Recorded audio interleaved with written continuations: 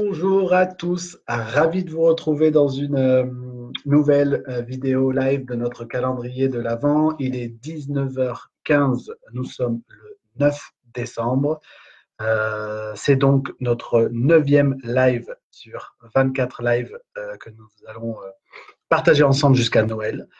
Ça veut dire qu'on a accompli ensemble maintenant un tiers du défi d'animer un live par jour, tous les soirs, entre 17h et 19h, 17h30 et 19h30 quand je peux. Voilà, vous le savez maintenant, vous êtes nombreux à suivre ce calendrier de l'Avent et je voulais vous remercier pour ça, pour tous ceux qui me regardent en live, mais tous ceux qui me regardent également en replay un peu plus tard, tous ceux qui m'envoient des messages. Merci beaucoup, beaucoup, beaucoup pour votre soutien.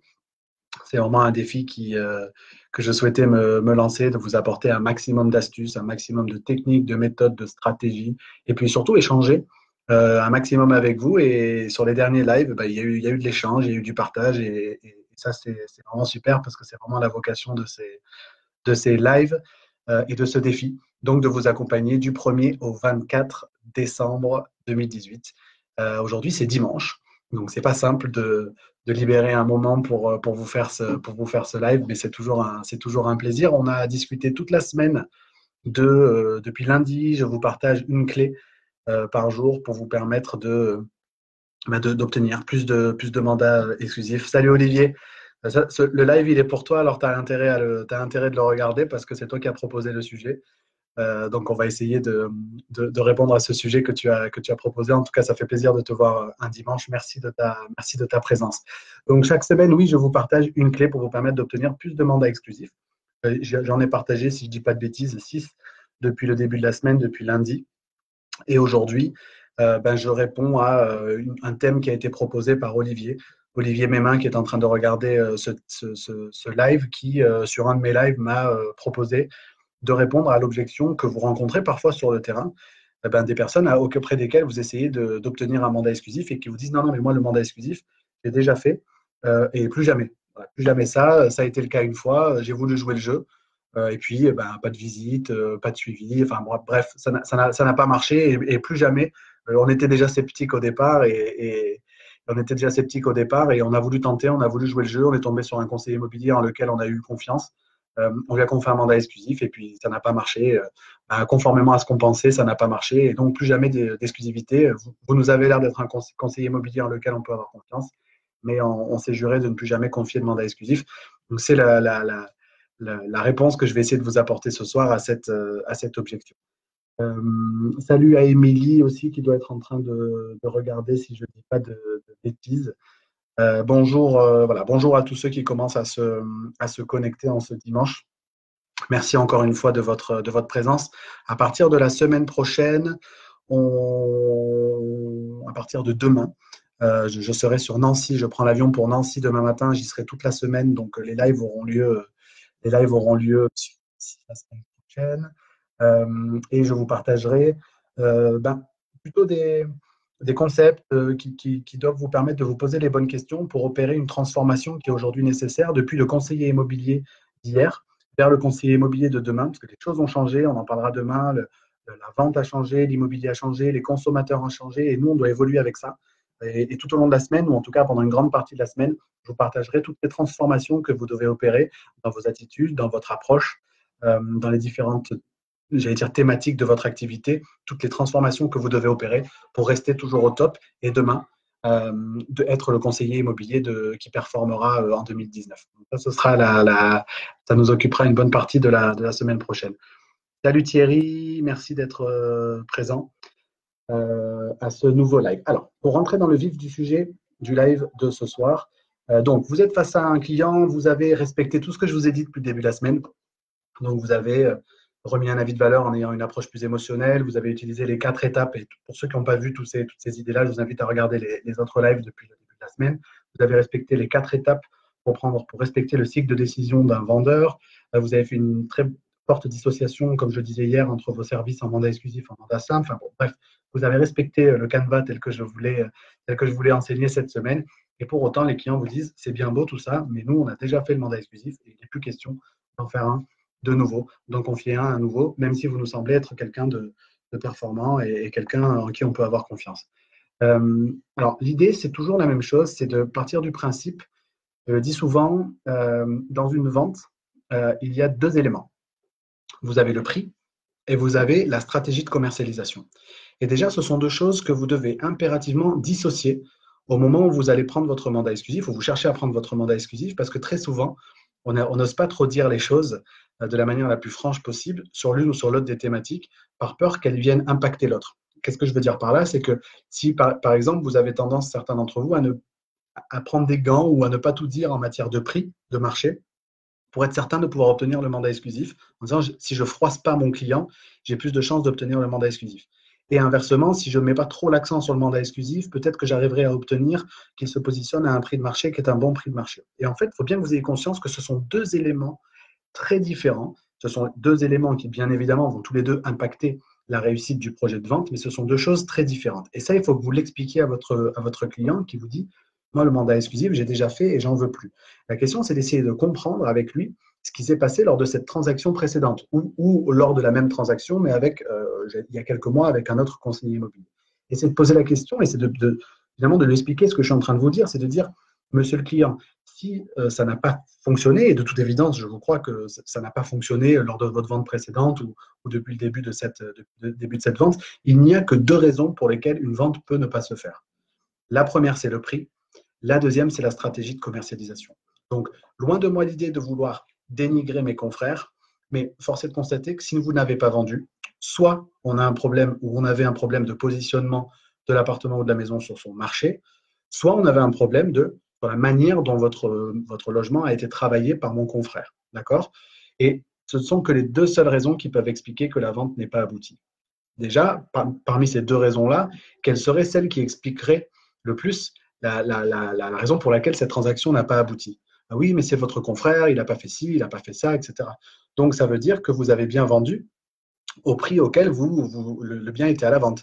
Si ça n'a pas été vendu parce que mon confrère n'a pas travaillé suffisamment efficacement, c'est que du coup, le prix était bon et que lorsque vous avez changé de stratégie de commercialisation, vous avez quand même vendu.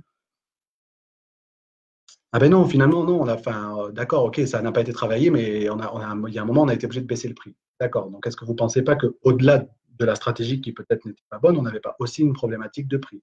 Donc l'idée, c'est vraiment de repositionner notre vendeur sur, il y a le prix et la stratégie de commercialisation. Où est-ce qu'était le problème? D'accord? Si c'était la stratégie de commercialisation, ça veut dire qu'à prix égal, vous avez réussi à vendre. Ou alors, c'est qu'on avait un problème sur le prix. Donc déjà, c'est aussi à un moment donné de lui expliquer qu'il y a le confrère, mais il y a aussi lui en tant que vendeur. Est-ce qu'il a opéré la bonne stratégie de prix pour pouvoir vendre? Donc là encore, on va essayer de lui faire verbaliser la manière dont ça s'est passé précédemment pour essayer de comprendre où était le problème. Et ensuite, si effectivement c'était un problème de stratégie de commercialisation, ben vous allez opposer du coup la manière dont vous travaillez avec celle avec laquelle votre confrère a potentiellement travaillé. Donc en disant, voilà, moi je sais que pour un mandat exclusif, voilà le genre d'action que j'entreprends, je fais ça, je fais ça, je fais ça, comme je vous l'ai expliqué, comme je viens de vous l'expliquer.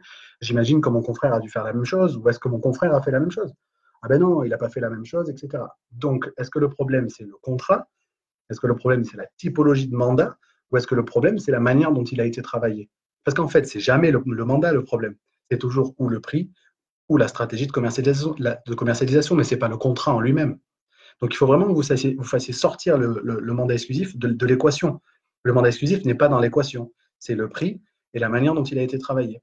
Et si effectivement le prix était cohérent, au dire du client, donc il va falloir maintenant confronter la manière dont il a été travaillé avec la manière dont vous travaillez vous. Et essayer de le faire constater, d'accord, mais j'imagine que mon confrère vous a contacté tous les X, ou j'imagine qu'il vous faisait des comptes rendus écrits de chaque visite, ou j'imagine qu'il a utilisé telle et telle stratégie de marketing, etc. Et là, du coup, vous allez amener votre client à se poser la question de se dire, OK, peut-être qu'effectivement, je m'étais trompé de confrère.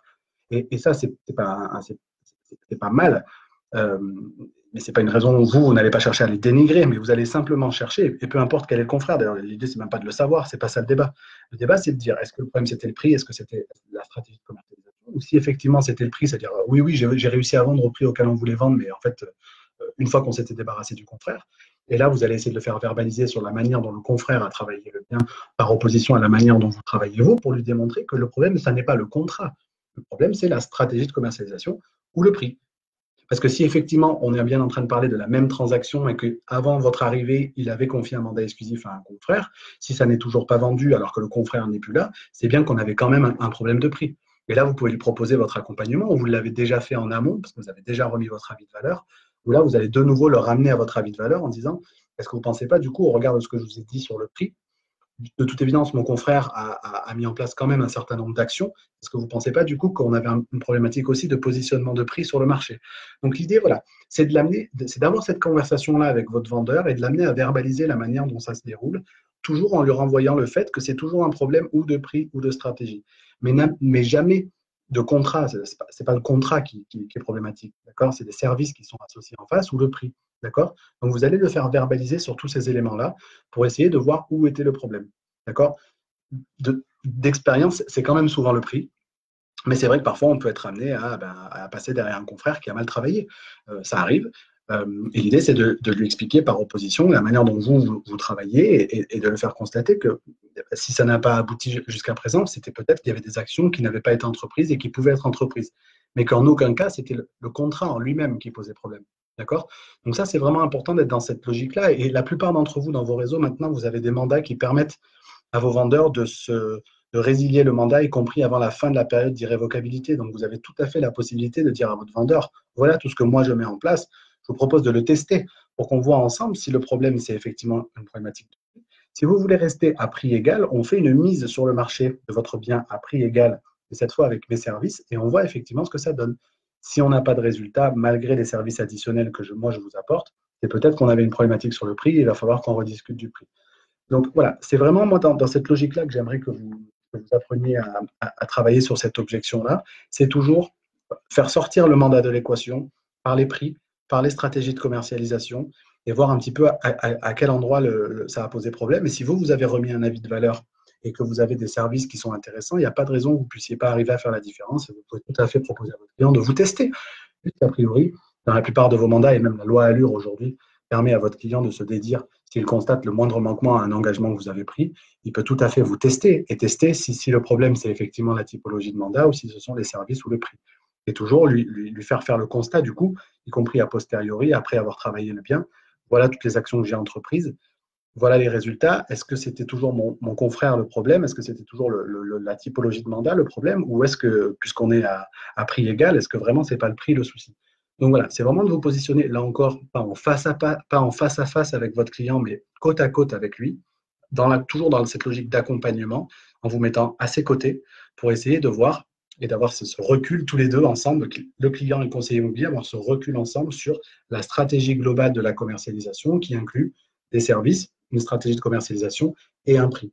D'accord? Et d'avoir ce regard ensemble, prendre un peu de hauteur et regarder sur quelle partie de l'équation on a un problème sur cette vente-là. Est-ce que c'est clair pour ceux qui regardent? Vous n'êtes pas très nombreux, c'est normal, c'est dimanche. Et pour ceux qui regardent, est-ce que c'est clair? Je voudrais faire défiler le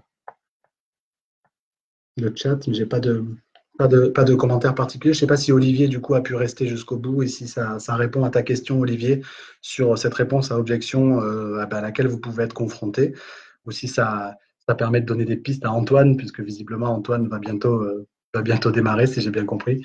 Donc, Olivier me dit impec. Super. Bon, écoute, Olivier, si ça répond à ta question, tant mieux. Je suis sûr que ça va permettre à beaucoup d'autres également de donner quelques pistes de travail avec des clients potentiels actuellement, donc c'est cool. J'espère que ça a été utile également à Thierry qui nous regarde. Je ne sais pas qui d'autre est connecté, mais bon, voilà, si ça peut vous être utile, c'est super. Pour ceux qui nous regarderont en replay, vous pouvez bien évidemment me poser vos questions, vous pouvez rajouter des commentaires à la vidéo, j'y répondrai avec grand plaisir. Vous pouvez faire comme Olivier également et me proposer des pistes de thématiques à aborder pendant ces lives, parce qu'il en reste encore une quinzaine avant le dernier jour, donc on a encore de quoi faire. Donc n'hésitez pas à me proposer des sujets pour que je puisse vous répondre. Euh, donc ça c'est cool. Tant mieux si vous y êtes dedans avec Olivier et Antoine et que ça peut vous être utile. Donc pour ceux qui nous regarderont en replay, n'hésitez pas à commenter. Je vous ai mis dans le descriptif de la vidéo également un lien pour vous permettre de réserver un entretien de découverte avec moi. C'est généralement des entretiens que je propose à la suite de mes webconférences. Donc vous pouvez, pour ceux qui le souhaitent, ceux qui nous regardent ce soir ou ceux qui nous regarderont en replay, réservez votre entretien avec moi. Vous verrez, vous avez un petit questionnaire de préqualification pour que je puisse avoir des éléments sur vous et votre activité. Et vous allez avoir la possibilité de positionner directement un rendez-vous dans mon agenda pour qu'on puisse passer une demi-heure, trois quarts d'heure, une heure ensemble pour que je puisse répondre à un certain nombre de vos questions, vous livrer quelques leviers d'amélioration de votre activité. Ça me donnera également l'occasion de vous présenter mes offres de formation et de coaching. Pour ceux que ça intéresse d'être accompagné pour passer au niveau supérieur et d'avoir des renseignements sur mon programme Accélérimo, qui est un programme intensif sur la prospection et sur la rentrée de mandat exclusif. Donc, ceux qui regarderont éventuellement en replay, vous pouvez cliquer dans la description de cette vidéo et réserver directement votre entretien avec moi dans mon agenda pour que je puisse vous rappeler et faire un point avec vous sur votre activité, vous donner quelques pistes d'amélioration et éventuellement voir si je peux vous accompagner dans le développement de votre activité. Voilà, ça fait 15 minutes que je parle pendant ce live. J'espère qu'il vous a été utile. J'espère que votre dimanche a été productif ou qui vous a permis en tout cas de recharger les batteries avant une nouvelle semaine. Pour moi, ce sera sur Nancy que ça se passera demain midi jusqu'à vendredi midi. Je serai sur Nancy, une ville que je vais découvrir. Donc, si certains d'entre vous sont en Lorraine et souhaitent qu'on se voit un soir pour boire un verre et échanger sur votre activité cette semaine, ce sera avec grand, grand, grand plaisir.